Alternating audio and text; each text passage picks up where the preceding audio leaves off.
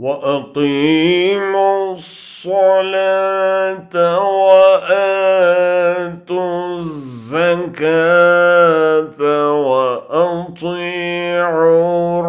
الرسول لعلكم ترحمون.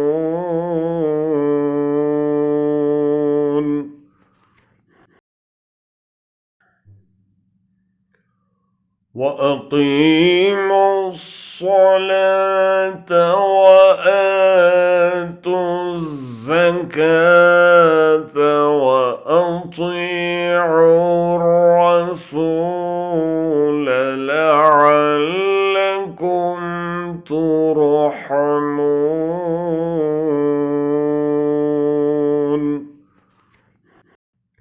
नमाज की पाबंदी करो, ज़कात अदा करो और अल्लाह ताला के रसूल की फर्माबरदारी में लगे रहो ताकि तुम पर रहम किया जाए।